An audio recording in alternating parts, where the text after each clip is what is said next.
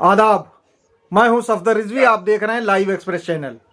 आपसे गुजारिश है कि इस चैनल को सब्सक्राइब करें, लाइक करें, शेयर करें और कमेंट करें। आज हमारे साथ फर्रुखाबाद से वहां के सामाजिक कार्यकर्ता और मशहूर वकील काजी जफर रिजवी हैं, जो वक्फ की संपत्तियों से संबंधित है और उनकी दिलचस्पी उन वक्फ को बचाने में लगी रहती है। जफर रिजवी सिर्फ फर्रुखाबाद के वक्फ तक ही सीमित नहीं है, बल्कि उनकी दिलचस्पी देश भर के वक्फ को दुरुस्त करने की है और उन्होंने इसे लेकर लखनऊ में विधानसभा पर धरना देने की योजना बनाई है।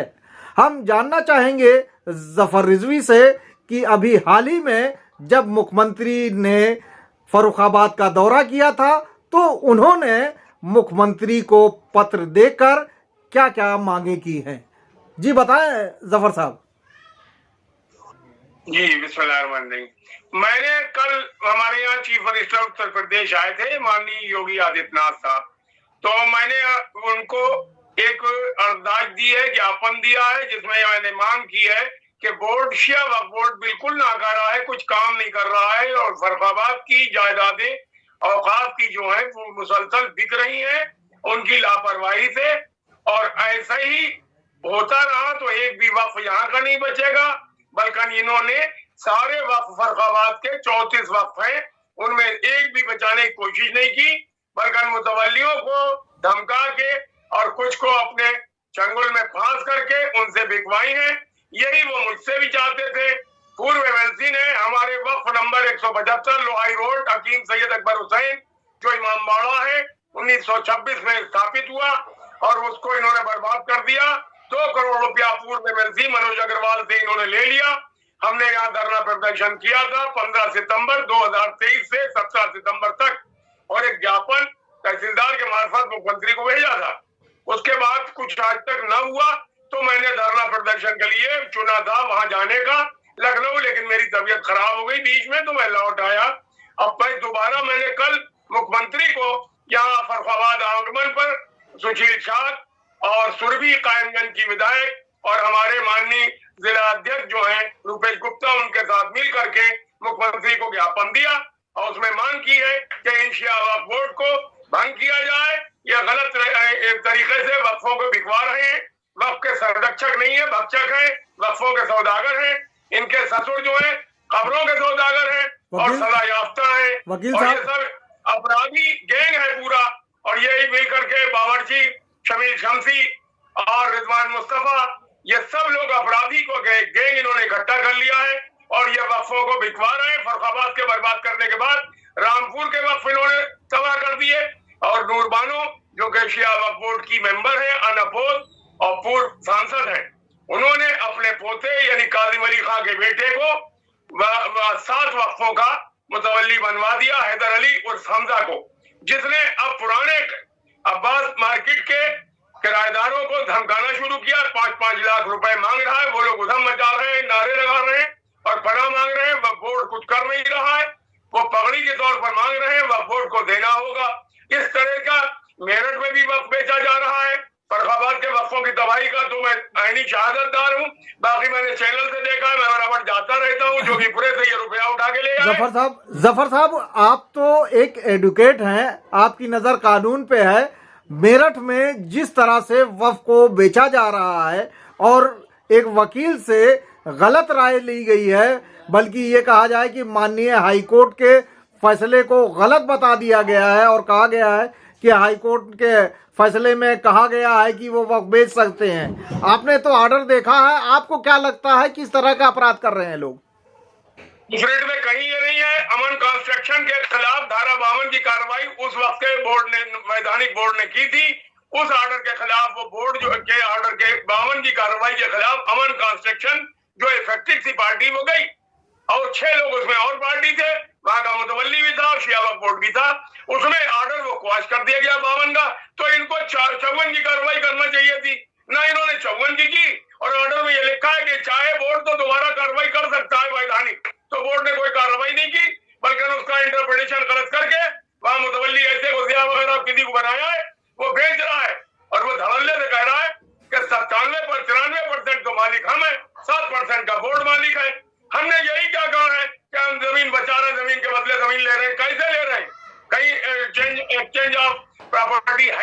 बोर्ड में एक दफा वक्फ हो गया, वाकिफ की मंशा के मुताबिक जिंदगी भर वक्फ रहेगा जमीन और आसमान के बीच में।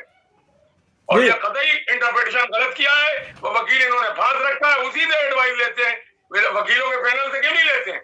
या स्टैंडिंग काउंसिल है गवर्नमेंट के, उन सब का पैनल बना करके बोर्ड अगर ईमानदार है तो उनसे लीगल एडवाइस ले। इंटरप्रिटेशन उस ऑर्डर का गलत किया गया, वक्फ बोर्ड को उस ऑर्डर की आड़ में परमिशन बेचने की है, देना नहीं है। इन्होंने कैसे परमिशन दे दी? खिलाफ वक्फ एक्ट के इन्होंने काम किया और वाकिफ मंशा के खिलाफ, इसलिए ये मुजरिम है कानून की नजर में। अब हमारी पता नहीं सरकार क्या कर रही है, क्या समझती है, इनके गैंग को ये समझती है कि ये इनको वोट दिला देंगे, ना इनके पास वोट है ना सपोर्ट है। हम लोग अपनी मर्जी से वोट देते हैं क्योंकि सरकार हमारी अदादारी में साथ देती है, वक्फों को बचाने का वादा करती है, जीरो टॉलरेंस पर काम कर रही है, लेकिन पता नहीं क्यों नहीं शिया वक्फ बोर्ड के इन वक्फोरों के खिलाफ कार्रवाई क्यों नहीं की जा रही। ये सब अपराधियों का गैंग है, वकील साहब सब सजा याफ्ता है, किसी को 27 मुकदमे है, किसी पे गैंगस्टर लगा है और तमाम हत्या के और इसके मुकदमे इन लोगों के ऊपर कायम है। वकील साहब उसके बावजूद हाईकोर्ट के स्टे था रामपुर में, उसके बावजूद इन्होंने उसमें हैदर अली को बना दिया, कादिम अली खान के लड़के को। वकील साहब ये कंटेम्प्ट की परवाह नहीं करते हैं, इनको कंटेम्प्ट का नोटिस हुआ तो इन्होंने रामपुर के कुछ लोगों को अपने फेवर में करके उनसे कहा इस्तीफा दे दो, बिला डेट के इस्तीफा ले लिया और उस आड़ में इन्होंने परमिशन दे दी लोगों को बेचने की। तो ये कैसे प्रॉपर्टियां बिक रही हैं? वकील साहब शासन हमारी हुकूमत की बदनामी हो रही है, लिहाजा इनके खिलाफ कार्रवाई की जाए, वैधानिक कार्रवाई मैंने यही मांग की है।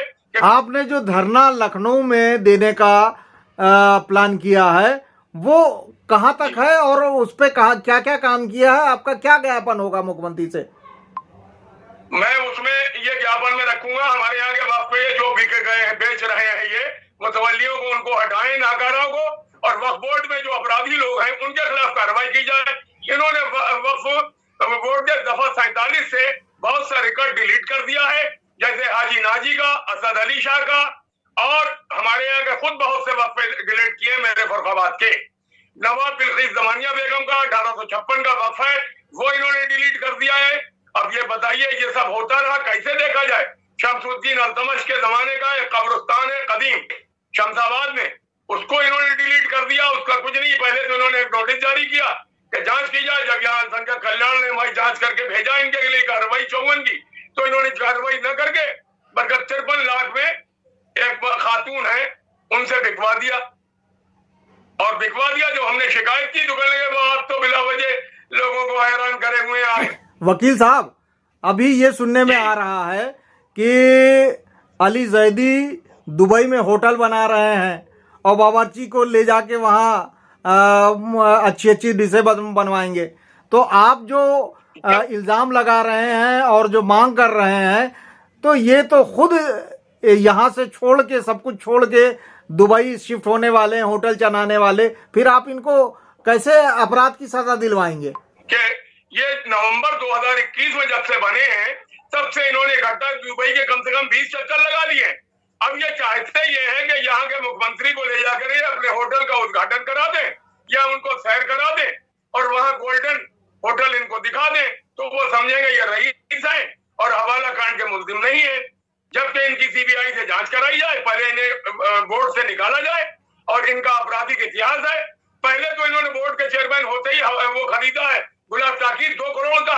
अब हमें ये बताइए ये कहां से रईस हो गए? और उसके बाद ये बावर्ची ने भी खरीदा है और उसमें लोगों को दावत दी है। हमारे फरुखाबाद के भी गए हैं लोग दावत में, ताहिर हुसैन गए, शमीम नकवी गए, एक और कुरैशी गया है, आफ्ताब, ये सब दावत खाते में इन्होंने व्हाट्सएप डाला है, हमारे यहाँ आए हैं फोटो उनके। तो हमें ये बताइए ये कहाँ कागज फैला हुआ है? पैनी टाइगर के नाम से इन्होंने एक जालियों का अपराधियों का गैंग बनाया है और हर जगह उनके मेंबर मौजूद हैं। वो मुतवल्ली जाहिर लोगों को धमकाते भी हैं और हम लोगों के खिलाफ मुकदमा भी कायम करवाते हैं। वकील साहब अब जो है वक्फ के मंत्री जो बन गए हैं, राजभर बन गए हैं वक्फ के मंत्री, ठीक है, तो आपको क्या लगता है कि नए मंत्री वक्फ के मामलों में दिलचस्पी लेंगे और लूट मचाने वालों के खिलाफ कार्रवाई करेंगे? मुझे पूरी उम्मीद है और मैं जाके मिलूंगा भी, और ये ज्ञापन जो मैंने दिया है कुछ दिन इंतजार करता हूँ, 1 हफ्ते, और इसी रमजान शरीफ में जाकर सुहेल देव पार्टी के और राजभर से मैं मिलूंगा, जो वक्फ मंत्री है, कैबिनेट के मंत्री हैं, मैं उनसे मिलूंगा। क्योंकि वो दानिश आजाद को तो इनके ससुर ने पटा रखा है, वो इनके खिलाफ कार्रवाई स्टेट मिनिस्टर करेंगे नहीं, लिहाजा हम उनसे कैबिनेट मिनिस्टर से बात करेंगे और अपना ज्ञापन देंगे, वही धरना देंगे बहुत बहुत जल्द इंशाल्लाह। और हम कोर्ट ऑफ लॉ में भी जाएंगे, 54 की कार्रवाई करें के लिए सीओ नहीं है, आज भी मुख्य कार्यपालक नहीं है जो 54 की कार्रवाई नाजायज कब्जेदारों में करता है, वो शिहाबाद बोर्ड में आज भी नहीं है, ना इन्होंने आने दिया जी।